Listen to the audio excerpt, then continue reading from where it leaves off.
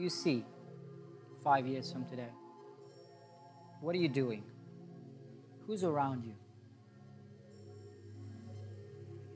Where are you living? What are you working? What are you doing? Who are you surrounding yourself with?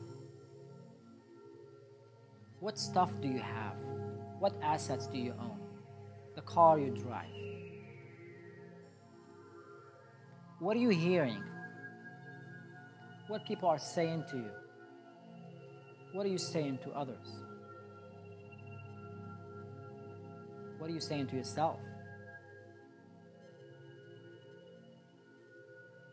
Now, allow whatever feelings there to be present.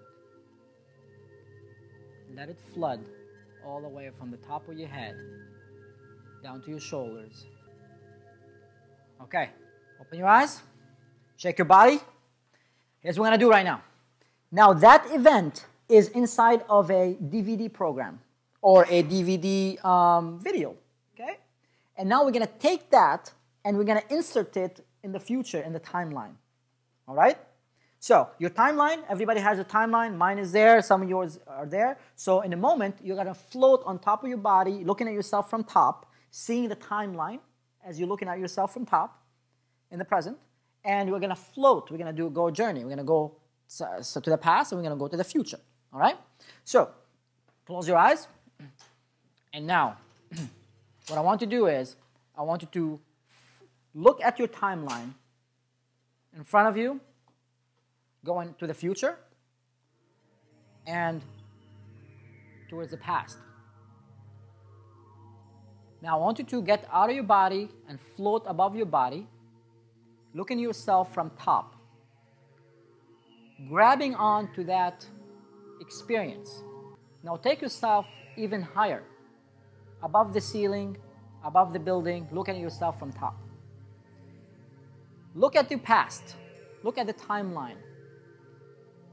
If the timeline has any gaps, fill in these gaps. Make it straight. If it's dark, make it bright. Now, turn and look to the future. And look at your timeline. If there are any gaps, fill in these gaps. Start floating on top of your timeline towards the future now. As you're looking down, floating towards the future, you are noticing your timeline is a little bit narrow.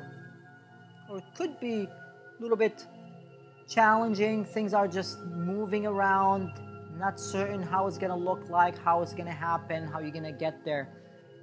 Yet, you are confident and have faith that things happen for a reason.